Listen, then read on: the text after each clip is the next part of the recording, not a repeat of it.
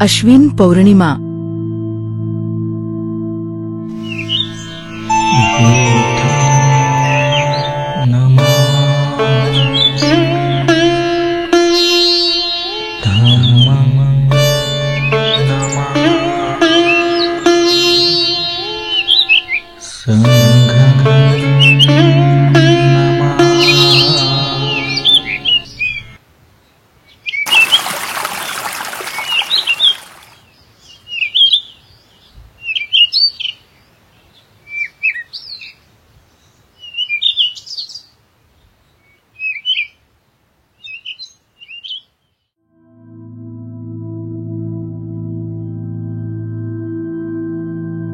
अश्विन पौर्णिमेला पाली भाषेत अस्युज मासो म्हणतात।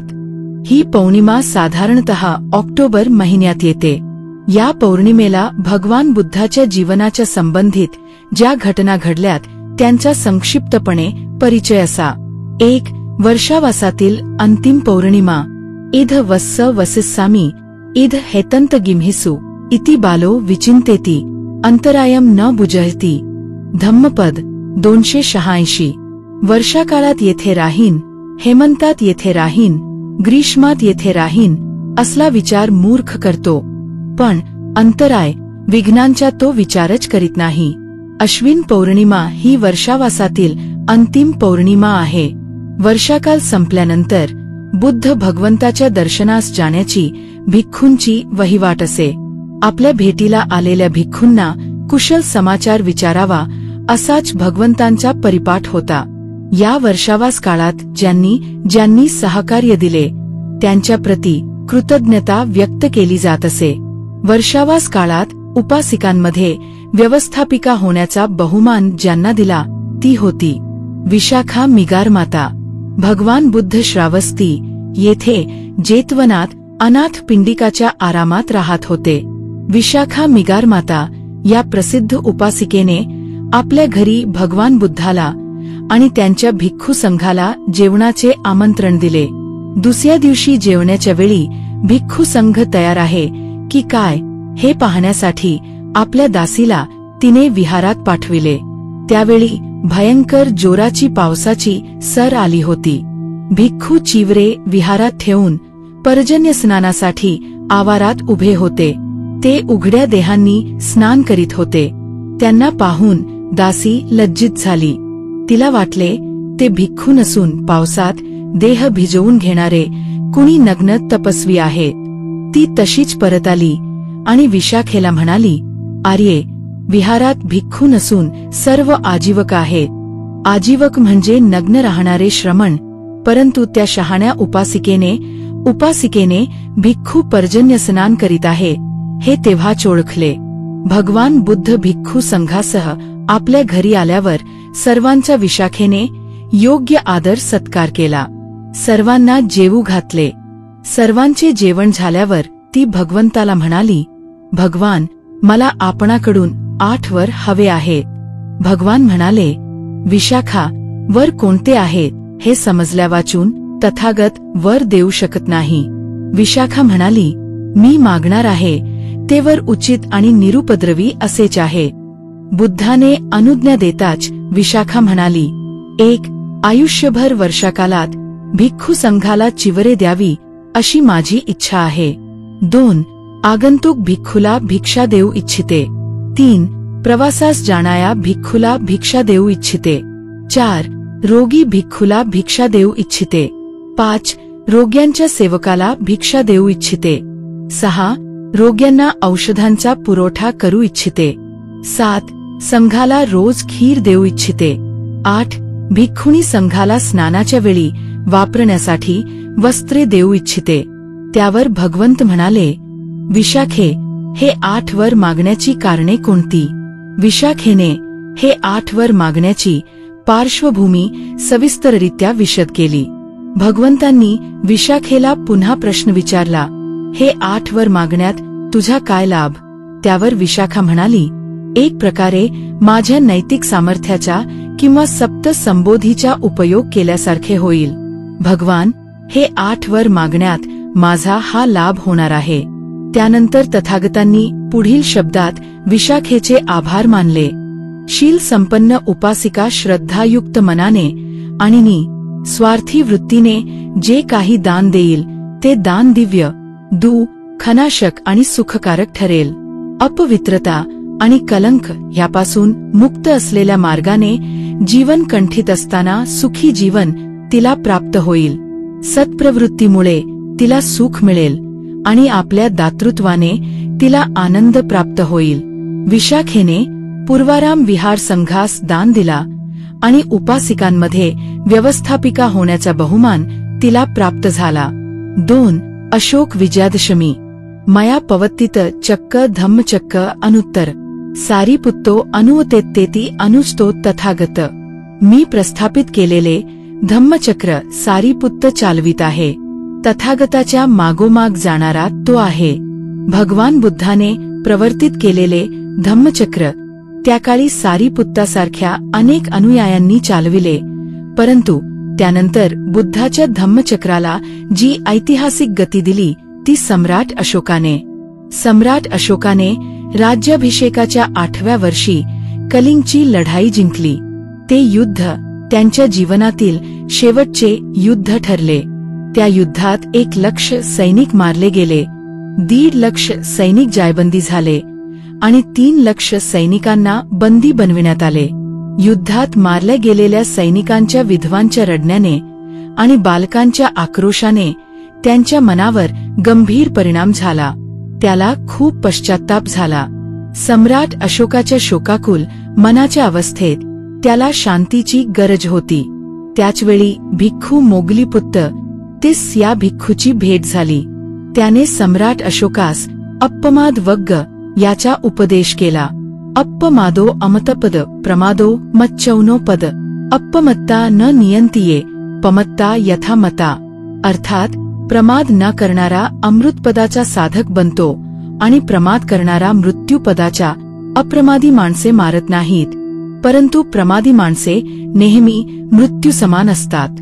ज्या दिवशी मोग्गालीपुत्त 30 यांच्या संपर्कात सम्राट अशोक आला आणि त्याने सम्राट अशोकला उपासकाची दीक्षा दिली, तो दिवस अश्विन शुद्ध दशमीचा होता. इ.स.पू. 266 घडलेल्या घटनेस अशोक विजयादशमी असे म्हटले जाते.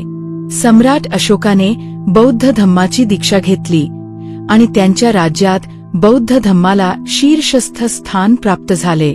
त्यांच्या साम्राज्यातील बहुसंख्य जाणता धम्माकडे वळली.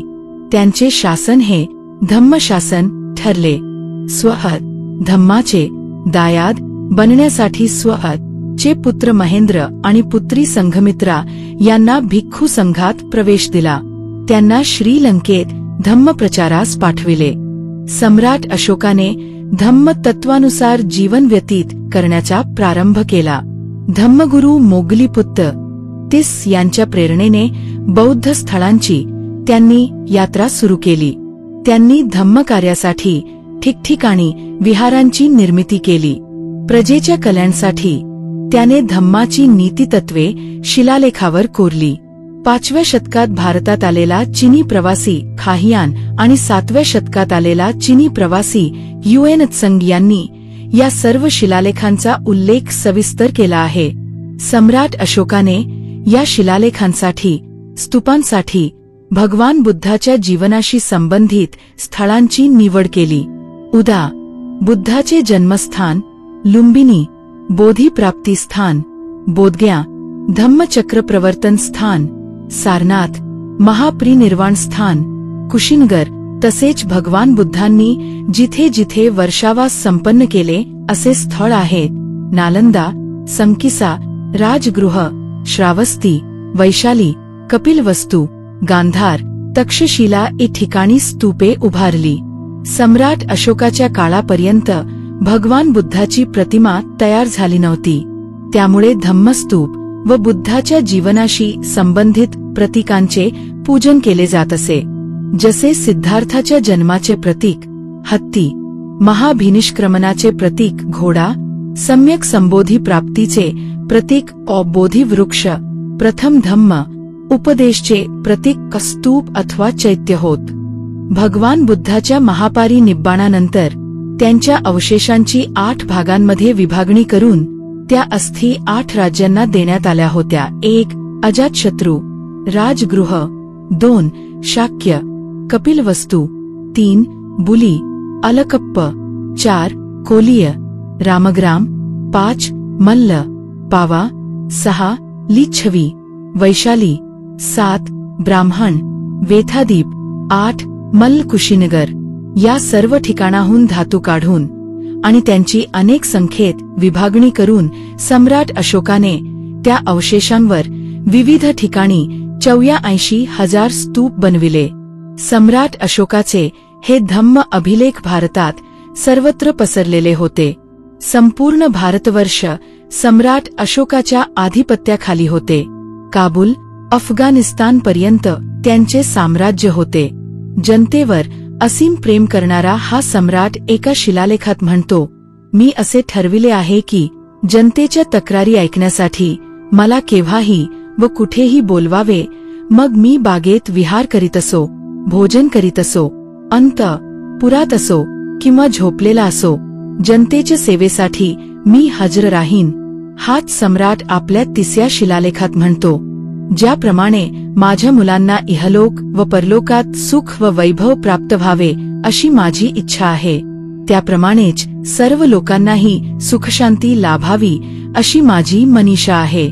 ज्या दिवशी सम्राट अशोकाला मुक्तीचा राजमार्ग गवसला तो दिवस आहे अश्विन पौर्णिमेचा. अश्विन पौर्णिमा बौद्ध जगतामध्ये मोठ्या श्रद्धेने स्मरण केली जाते, ती सम्राट अशोकामुळे. 3. डॉ. आंबेडकरांचे धम्मचक्र प्रवर्तन. भगवान बुद्धाने वैशाख पौर्णिमेला जे ऐतिहासिक धम्मचक्र प्रवर्तन केले, तेच धम्मचक्र सम्राट अशोकाने इस्पू 266 आश्विन शुद्ध दशमीला पुन्हा प्रवर्तित केले. याच दिवसाला विजयादशमी म्हणतात. बोधिसत्व डॉ. बाबासाहेब आंबेडकरांनी याच पार्श्वभूमीवर जागतिक कीर्तीचे धम्मचक्र प्रवर्तन केले, ते अशोक विजयादशमीच्या आधारावर. त्यामुळे धम्माचा इतिहास बुद्ध, अशोक व डॉ. आंबेडकर या 3 सन्माननीय नावांनी अनुबंधित झाला. डॉ. बाबासाहेब आंबेडकरांनी आपल्या लक्षवधी अनुयायांना बौद्ध धम्माची दीक्षा दिली. ही घटनाच जागतिक कीर्तीची आहे. त्यामुळे बौद्ध जगतात डॉ. बाबासाहेब आंबेडकरांना बोधिसत्व या पदवीने सन्मानित केले जाते. डॉ. बाबासाहेब आंबेडकरांनी आधुनिक काळात केलेले धम्मचक्र प्रवर्तन अतिशय वैशिष्ट्यपूर्ण आहे. त्यांनी आपल्या अनुयायांना बुद्धाचा धम्म देताना 22 प्रतिज्ञा देऊन धम्माला आधुनिक रूप दिले. त्यांनी लिहिलेली दी बुद्ध अँड हिज धम्म हा ग्रंथ ही विचारसंहिता आहे, तर त्यांनी अनुयायांना दिलेल्या 22 प्रतिज्ञा ही आचारसंहिता आहे. डॉ. आंबेडकरांनी भारतभूमीत ही धम्मक्रांती करून संपूर्ण जगाला धम्माची नवी दिशा दिली. बौद्ध विचारवंतांमध्ये हे विविध विचार प्रवाह विविध यानांच्या रूपाने विद्यमान होते. त्यात बदल घडवून नव्यान उद्धृत केले. यातच आधुनिक धम्मचक्र प्रवर्तनाची वैशिष्ट्यता दिसेल. यासोबत डॉ. बाबासाहेब आंबेडकरांनी सारा भारत बौद्धमय करीन ही घोषणा देखील केली. भारताचे संविधान हे या घोषणेला परिपोषक आहे. भारताने स्वीकारलेले न्याय, स्वातंत्र्य, समता, बंधुता ही मूल्य बौद्ध तत्वज्ञानाची देण आहे. राष्ट्रपती भगवान बौद्ध विचाराचा उपदेश, अशोक चक्राला राष्ट्रीय प्रतीकाचा दर्जा, पाली भाषेला राष्ट्रीय भाषेत स्थान आदी गोष्ट डॉ. आंबेडकरांनी करून भारत बौद्धमय करण्याच्या दृष्टीने एक राजमार्ग निर्माण केला. नागपूरच्या नाग संस्कृतीच्या नगरीत डॉ. बाबासाहेब आंबेडकरांनी जे आधुनिक धम्मचक्र प्रवर्तन केले, त्या स्थानाला दीक्षाभूमी म्हटले जाता. या दीक्षाभूमीला अशोक विजयादशमी दिनी देशविदेशातून लक्षावधी जनता दरवर्षी येत असते. ही दीक्षाभूमी समस्त बौद्धांसाठी प्रेरणास्थळ झालेले आहे. डॉ. बाबासाहेब आंबेडकरांचे आयुष्य एका बोधिसत्वाचे होते. त्यांनी भगवान बुद्धाच्या धम्म 2500 त्या वर्षी भारतात पुन्हा पुनरागमित केला. त्यामुळे अश्विन पौर्णिमा ही समस्त बौद्धांसाठी नवा जन्म झाल्याचे प्रतीत करून देणारी महत्त्वपूर्ण पौर्णिमा आहे. भवतु सब्ब मंगलम. साधु साधु साधु साधु साधु.